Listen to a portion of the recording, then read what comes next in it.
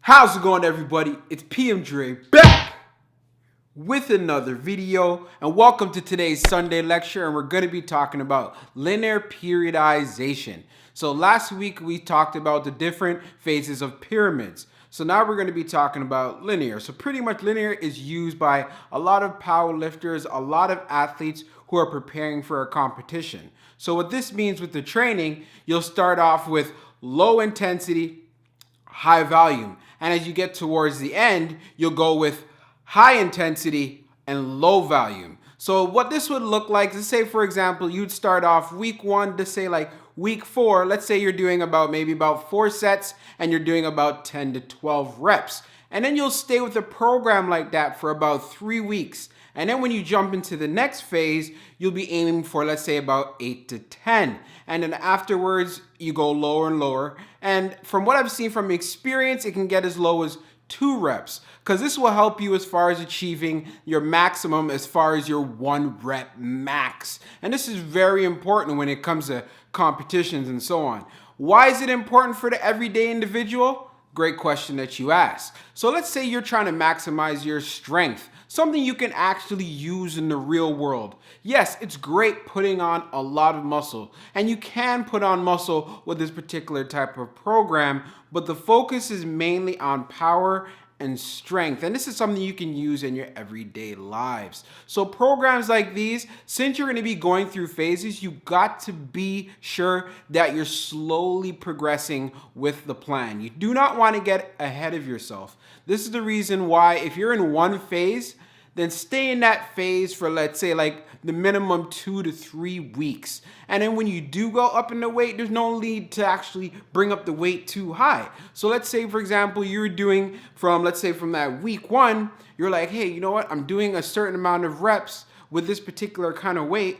Then you can probably up the weight maybe by a 5 or a 10. Do it gradually. You don't want to do it too much, because by the time you get to the end of the program, again, you might be leaving a little bit out on the table. It takes a lot of patience, and these programs actually can last up to 12 weeks. You heard it, 12 weeks. In some cases, even like 4 months. Again, this is really made for people getting prepared for a particular competition. If you want to do it in your everyday, it is just as great because it will add variety to your training. More variety, the better. But there are some conflicts. So from what I've seen from research and also from my personal experience, since you're going high volume in the beginning and after you're going low volume in the end, they actually say you actually get you don't get as much as a workload. So the workload is a lot lower because you started off doing these high reps and now you're doing low reps. So as far as hypertrophy, a lot of people do argue that, you know what, it is not the best plan to choose. So I would say in my experience, if you are a beginner and you want to start off with this particular type of a program, that is okay, especially if you really want to maximize strength and that is something that is really important to you. So I would not just leave it out and just not even look at it again. Like, it's still an effective program and it's heavily used in today's world right now.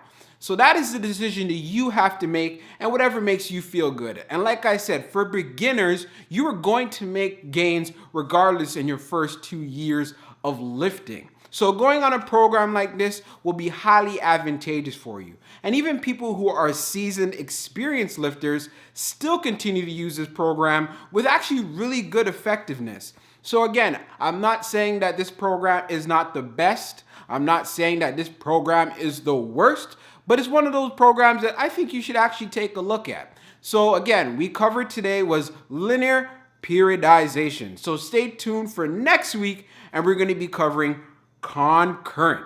So I hope you guys enjoyed this lecture so far, the videos that I've been giving to you. And you know what? I'm going to have to catch you guys next week in the next lecture. So you know what we do here on the PMdre Fitness channel. Don't forget to share. That's right. Tell all your friends that you know, that I don't know, that you watch my channel. Let them know that you watch your boy PMdre.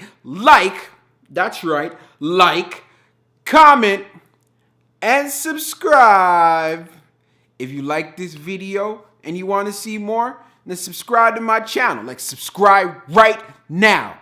And I'll catch y'all later.